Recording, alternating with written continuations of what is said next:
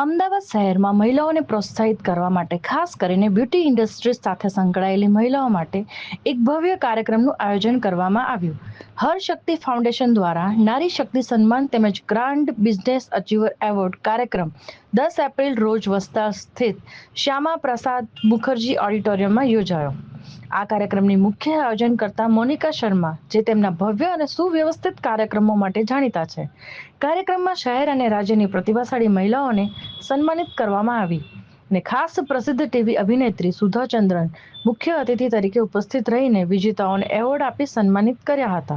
નમસ્કાર મિત્રો, ગુજરાતમાં હરશક્તિ ફાઉન્ડેશન દ્વારા મહિલાઓને સન્માનિત કાર્યક્રમ આજે ખાસ કરીને ગુજરાતભરમાંથી મહિલાઓ જોડાયેલા, ત્યારે ખાસ કરીને એક ફિલ્મ અભિનેત્રી આપણી જોડે સુધા મેમ આપણી સાથે જોડાયેલા છે. ખાસ આપણે વાત કરવાનો प्रयास करसूं.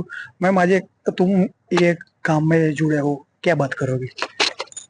सबसे पहले मैं मोनिका जी का शुक्रगुजार करना चाहती हूँ, क्योंकि उन्होंने जो नारी शक्ति सम्मान के लिए जो एक आयोजन किया है, और ये पहली बार नहीं कर रही है, वो काफी कर चुकी है और ये बहुत अच्छा एक पहल है. मेरे लिए गर्व की बात है कि जिस नारी शक्ति की मैं हमेशा बात करती हूँ, आज एक ऐसे पहल के साथ मैं जुड़ रही हूँ, तो ये मेरे लिए गर्व की बात है. और आज बहुत ही सक्सेसफुल इवेंट मोनिका जी ने किया है, और मैंने सुना है कि इनका हर इवेंट बहुत सक्सेसफुल होता है. तो आज के इस कॉम्पिटिटिव वर्ल्ड में इतना बढ़िया काम करना, और वो भी एक नारी के सम्मान में. हम हमेशा कहते हैं कि नारी हमेशा नारी की दुश्मन होती है, बट ऐसी बात नहीं है, क्योंकि सिर्फ एक औरत जानती है कि नारी का सम्मान क्या होता है और वो किन कठिनाइयों से गुजर कर अपने मुकाम तक पहुंचती है. तो आज मोनिका जी ने बहुत अच्छा काम किया है. Congratulations to you. आप इंडस्ट्री में जुड़े हुए हैं कितने सालों से, खास करके अभी तक का आपका कुल मिला के कितनी फिल्में आपने काफी की? मैंने काफी फिल्में की है, काफी सीरियल्स की है. तो मैं आई थी 1985 में नाचे मयूरी के जरिए, और इट्स 2026. तो काफी सीरियल्स मैंने की है, जिसमें कहीं किसी रोज है स्टार प्लस के लिए. फिर मैंने केसरी पाली हिल किया था. हाल फिलहाल मैंने नयनतारा किया था कलर्स में. नागिन चल रहा है. काफी सीरियल्स कर चुकी हूँ मैं. लास्ट जो मेरी फिल्म थी वो थी मालामाल वीकली. साउथ और बॉलीवुड कितना अभी इस टाइम में 2024 में कितना डिफरेंट दिख रहा है आपको? अब तो बॉलीवुड टॉलीवुड है ही नहीं, अब तो पैन इंडिया हो गया है.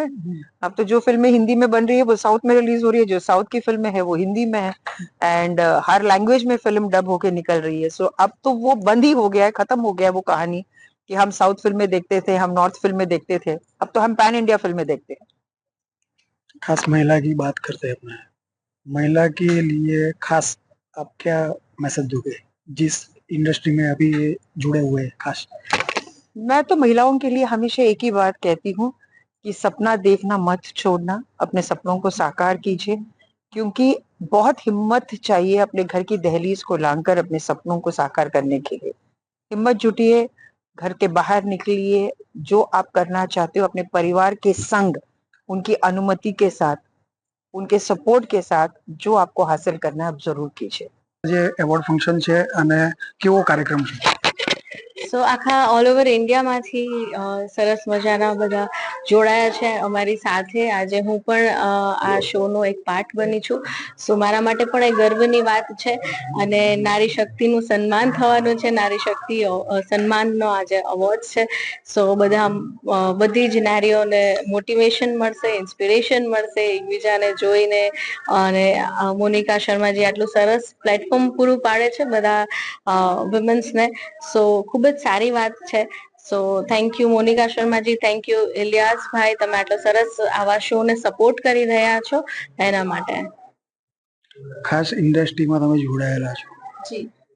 તો ઇન્ડસ્ટ્રીમાં તો હું એટલો જ મેસેજ આપીશ કે સ્પેશિયલી વુમન રિલેટેડ વુમન્સ વધારે આગળ આવી શકે એના માટે સારા સારા પ્રોજેક્ટ, સારા સારા મૂવીઝ બહાર આવે, રિલીઝ થાય એવા પ્રોજેક્ટ્સ બધા બનાવે, અને લોકોનું અવેરનેસ પણ વધશે એનાથી.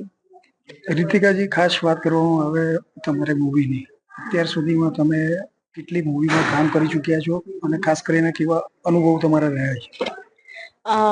તો 6 થી 7 મૂવીઝ મેં કરેલા છે. તારક મહેતા કા ઉલ્ટા ચશ્મા કરેલું છે અને ખૂબ જ સરસ એક્સપિરિયન્સ રહ્યો છે ગુજરાતી ફિલ્મ ઇન્ડસ્ટ્રીનો.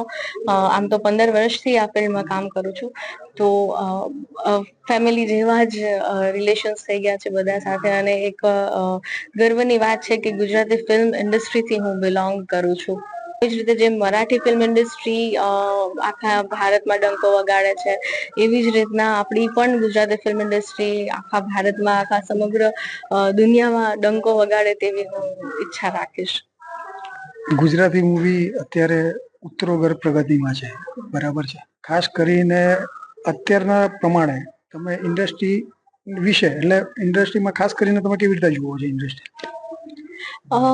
અત્યારના તો ઇન્ડસ્ટ્રી ખૂબ જ સરસ રીતના પ્રગતિ કરે છે, એટલે ઇન્ડસ્ટ્રી માટે તો હું સારું જ કહીશ કે જે રાહે જઈ રહી છે એ બહુ જ સારી છે, અને સારા સારા એક્ટર્સ બહાર આવી રહ્યા છે. જે એક દસકો હતો કે ભાઈ એકના એક એક્ટર્સ જ દેખાઈ રહ્યા હતા, તો નવા નવા એક્ટર્સ પણ આવી રહ્યા છે અત્યારના ઇન્ડસ્ટ્રીમાંથી.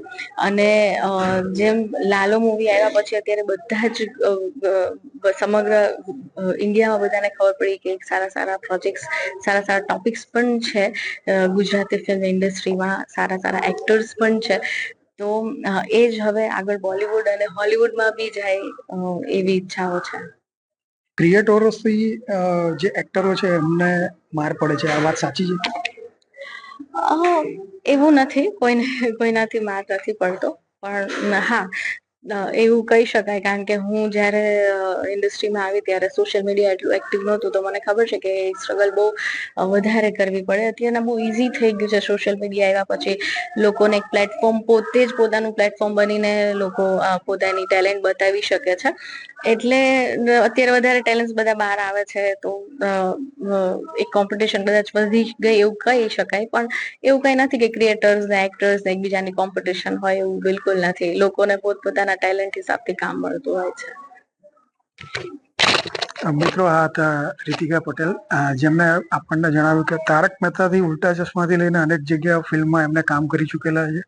અને જોવાનો વિષય એ છે કે આવનારા સમયમાં એમના ગુજરાતમાં નવા મૂવીથી દેખાવા મળશે આપણને સિનેમાઘરોમાં, તેઓ એવું જણાવી રહ્યા છે. જોતા રહો પ્રાઇમ 24 ન્યૂઝ. જીગર શાહ, અમદાવાદ.